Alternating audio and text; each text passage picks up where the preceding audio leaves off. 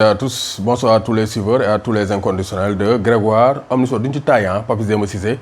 Pourquoi Aliou Cissé bëggul woo Papis Demba Cissé en équipe nationale du Sénégal? Donc Al Nassr Sport s'est imposé 4-1 face à Galatasaray, ancien club de Pape Badou Ndiaye et actuel club de Mbaye Diagne. 4-1 avec un doublé de Papis. ñaari premier bi yëpp moo ko dugal. Donc Papis a marqué ses 25e et 26e buts de la saison.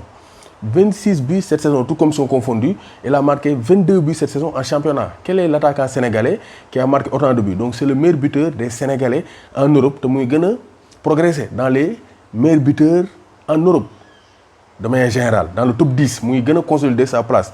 Il fait partie des 10 meilleurs buteurs en Europe. Fukki buteur yi ëppale ay buts en Europe Papis Demba Cissé bokk na ci. te moo ëppale ay buts ci Sénégalais yi football donc ci diaspora bi ci bitim réew. Donc c'est pour dire que Papis Demba Cissé donc ñàkk ko woo vraiment donc je pense que c'est à la limite donc manque de respect là pour le football sénégalais. Parce que amul benn dëkk booy dem le meilleur buteur du championnat ñu bañ ko woo xanaa en France le meilleur buteur des Sénégalais évoluant en Europe. Peut-être Benzema, parce que là, ça, c'est au-delà du football. Il y avait un procès sextape avec Valbuena. Bon, c'est un cas particulier. Mais, on ben dek boy dem, le meilleur buteur en activité de l'équipe nationale ou bien des joueurs de l'équipe nationale, nous koy bagna wo équipe nationale du Sénégal. Alors, le Sénégal réclame. Donc, Aliou Cissé, si tu as des problèmes personnels avec Papis, wo ko ngeen waxtaan. Mais le peuple sénégalais réclame Papis parce que sportivement, il n'y a pas mieux. Donc, c'est le meilleur buteur devant Sadio Mané. Donc, Papis, dañ ko wara wo obligatoirement. Donc 4-1 le dóor avec un doublé de Papis. Chaque jour des doubles. 35 ans, lolo, ça c'est pas un argument. L'âge ne compte pas dans le football. Victor, donc Roger Mila a marqué un but. Il a été buteur face à la Russie en 1994 à l'âge de 42 ans. Donc en Coupe du Monde, 42 ans. Donc c'est pour dire que l'âge ne compte pas. Championnat en Turquie, Bagdad Bounja, l'attaquant de l'Algérie, jouait au Qatar. Et il a joué titulaire devant Islam Slimani qui évolue donc en France et en Angleterre.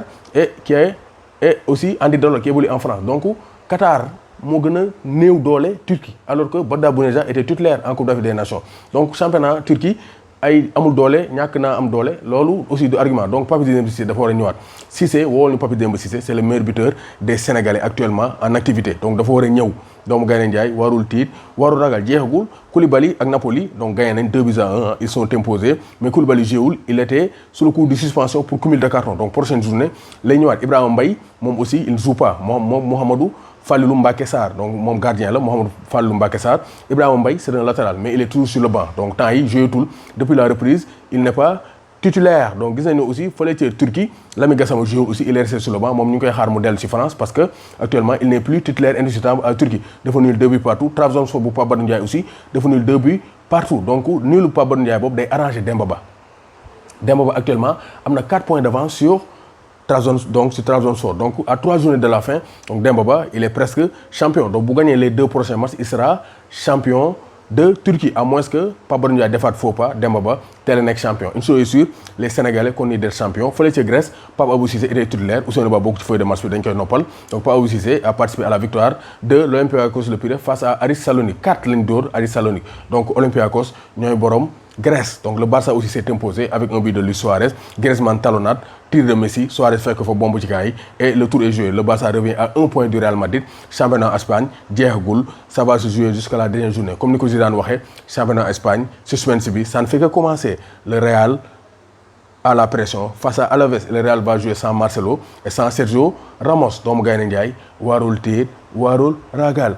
Papis Demba Cissé, Aliou Cissé indi ñu Papis.